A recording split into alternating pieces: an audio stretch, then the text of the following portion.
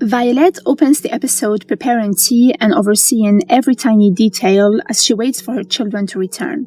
The house is buzzing, but Mrs. Wilson keeps reassuring her that everything is handled. When Eloise, Francesca, and John arrive from Scotland, along with Penelope, Colin, their baby, and Lady Featherington, Violet is clearly overjoyed. Kate has just given birth in India, so even from afar, the family feels whole again. But Violet immediately notices who's missing, Benedict. Instead of waiting, she takes matters into her own hands and storms off to fetch him herself. What she finds is exactly what she feared: mess, alcohol, and two women still in his bed. Benedict isn't even embarrassed, which only makes things worse. Later, Violet confronts him properly, accusing him of being careless and selfish. Benedict shrugs it off, saying he's the second son, not Anthony, and has no interest in marriage or boring debutantes. Violet isn't having it. She reminds him that his actions reflect on the entire family and demands he behave, especially with the season opening under their roof. And when Eloise later announces she plans to become a spinster, Violet shuts that down immediately, declaring both Eloise and Benedict her top priorities this season.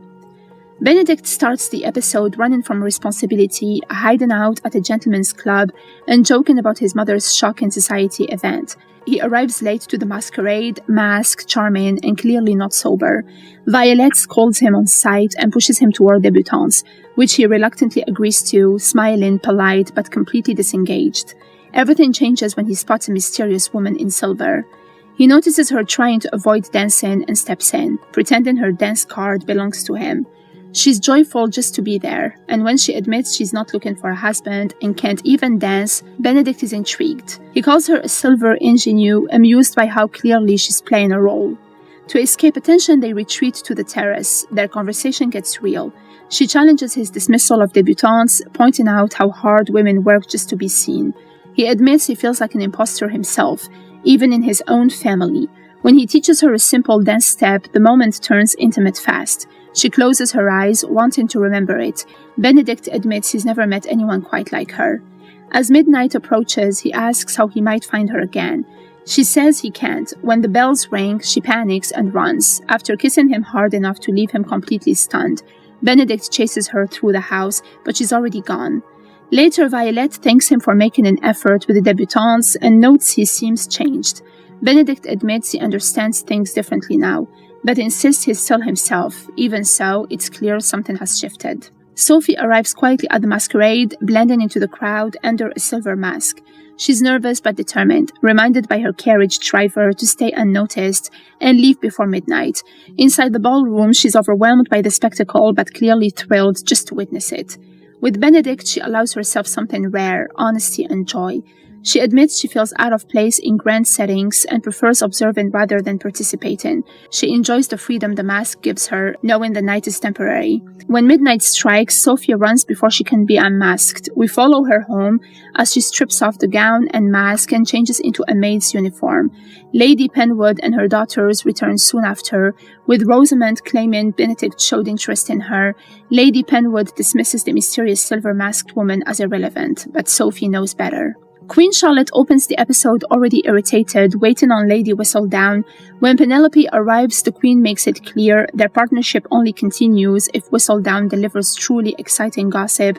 Penelope obliges, officially setting the season in motion. At the ball, Penelope watches from the sidelines, listening instead of participating. She notes that the real scandal isn't Lord Arles arriving with his mistress, it's Eloise actually socializing. Penelope explains that while Penelope Bridgerton attends the ball, Lady Whistledown lurks on the wall hunting stories. When the Queen grows bored with debutantes, she demands a leading gentleman to spark competition. Benedict's name comes up and the Queen immediately approves. Penelope hesitates, warning that Benedict is the least likely man to marry. Amused, the Queen proposes a wager and officially makes Benedict her focus. Eloise shocks Penelope by announcing she's decided to be pleasant this season, and more shocking still, that she's put marriage on the shelf. Francesca, meanwhile, happily agrees to stay in London with John, planning a future together while remaining close to her family. Lady Danbury shares a quiet moment with the Queen, revealing her desire to step back from society and finally visit her ancestral home. The Queen flatly refuses to hear it, shutting the idea down instantly. By the end of the episode, the season is fully underway. Benedict insists he won't marry. The Queen has decided he will. Violet is tightening her grip on her family, and Sophie has slipped back into the shadows, unforgettable but unreachable. Lady Whistledown closes by reminding us that masquerades let people dream, reinvent themselves, and touch something impossible. But eventually the masks come off, and when they do, reality always waits.